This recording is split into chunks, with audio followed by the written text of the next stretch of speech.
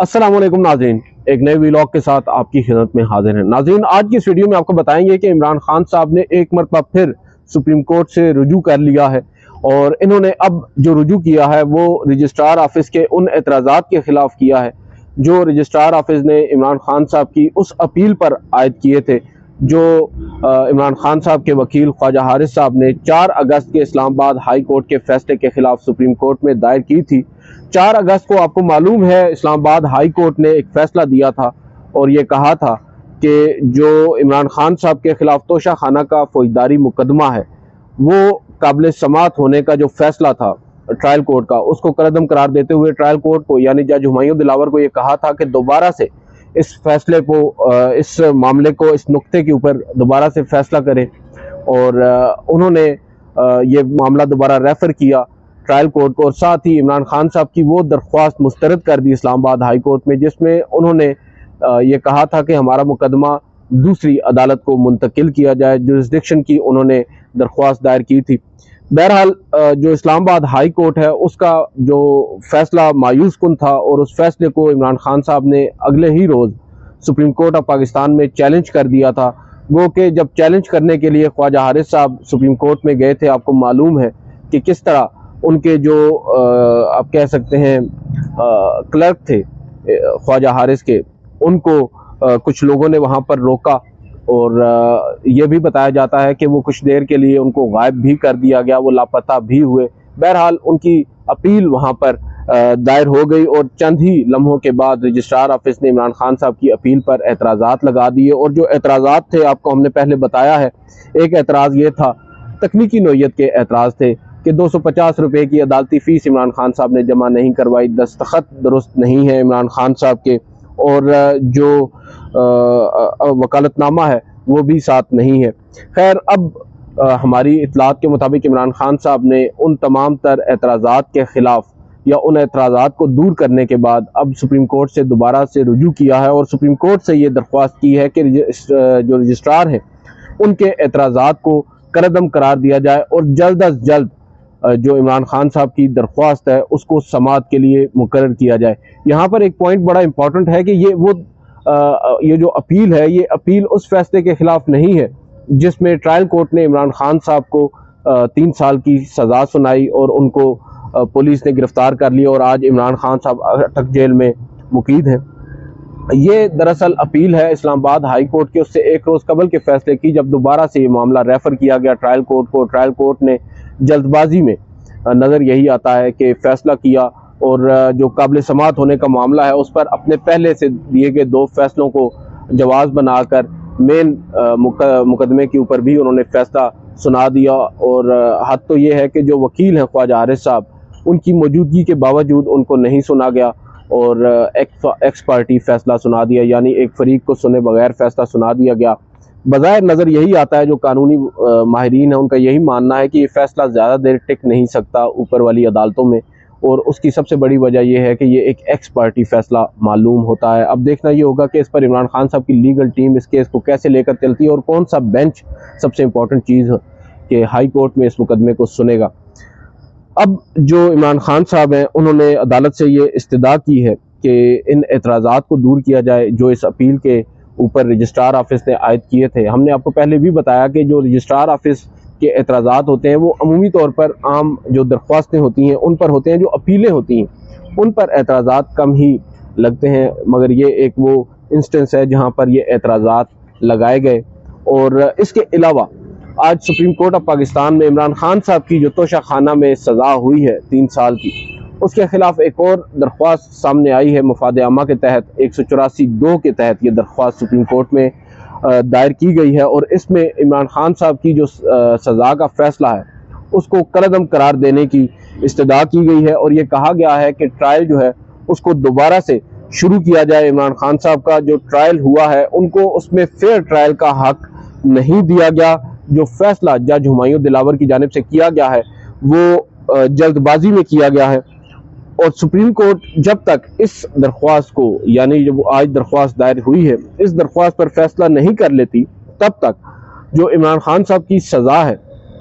या जो सज़ा का फैसला है इमरान खान साहब की, उसको मुअत्तल करे, यानी एक अबूरी रिलीफ मांगा गया है, हुक्म इम्तना देने का कहा गया है कि जब तक अदालत डिसाइड नहीं कर लेती इस मामले को, उस वक्त तक इमरान खान साहब की जो सज़ा है उसको मुअत्तल किया जाए। और ये दिलचस्प बात यह है इस दरख्वास्त के हवाले से कि यह दरख्वास्त इमरान खान साहब की जानिब से नहीं आई, ये दरख्वास्त एक और वकील की जानिब से आई है जिनका नाम साइमा सफदर बताया जा रहा है और इनका ताल्लुक गालिबन लाहौर शहर से है। और इन्होंने अब ये दरख्वास्त 184(2) के तहत दायर की है, जिसमें ये समझती हैं कि जो इमरान खान साहब हैं उनको उनका जो फेयर ट्रायल का हक है वो नहीं दिया गया। जल्दबाजी में जज हुमायूं दिलावर साहब ने ये फैसला किया है और दोबारा से उन्होंने अदालत से अब ये कहा है कि क्योंकि ये मफाद आमा का मामला है, लिहाजा अदालत इनका जो ट्रायल है वो दोबारा से शुरू करने का कहे। और अब इस दरख्वास्त के अंदर उन्होंने जो प्रोसिक्यूटर जनरल हैं इस्लामाबाद के, उनके अलावा जो गवर्नमेंट ऑफ पाकिस्तान है या रियासत है उसको नोटिस, उसको आप कह सकते हैं फरीक बनाया है। और उसके साथ साथ जज हुमायूं दिलावर को भी इन्होंने फरीक बनाया है। जज हुमायूं दिलावर जो है वो ओवरनाइट, आपको पता है, एक बड़ी फेमस पर्सनालिटी बन चुके हैं। और कुछ लोगों का तो ये मानना है कि पाकिस्तान तहरीक इंसाफ के उन नाराज़ लोगों से जो इमरान खान साहब के खिलाफ आने वाले फैसले पर काफ़ी गम गुस्से का शिकार है,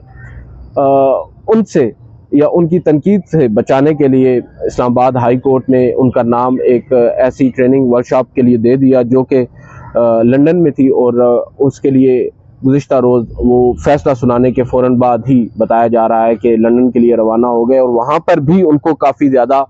जो आप कह सकते हैं तनकीद का निशाना बनना पड़ा, सामना करना पड़ा। और वहाँ पर जो मौजूद मुख्तलिफ लोग हैं जो इमरान खान साहब के खिलाफ जो फैसला जज हुमायूं दिलावर ने दिया है उसको दुरुस्त नहीं मानते और उनको उस फैसले को गैर कानूनी समझते हैं, उन्होंने वहाँ पर एहतजाज भी किया है। जज हुमायूं दिलावर का जो कहते हैं उन्होंने इस्तकबाल करने की भी कोशिश की वहाँ पर एहतजाज के साथ, मगर वो पतली गली से निकल गए बकौल उन लोगों के। बहरहाल ये सूरत हाल है। साथ ही जो आप कह सकते हैं कि हिरासा करने का मामला है, जो पाकिस्तान तहरीक इंसाफ के लायल जो लोग हैं उनको हिरासा करने का एक सिलसिला ना रुकने वाला अब भी जारी है। बाबर अवान साहब की लॉयल्टी किस साइड पर है ये तो आज हमें मालूम नहीं है, मगर मेरी अंडरस्टैंडिंग में वो आज भी इमरान खान साहब के शायद साथ है।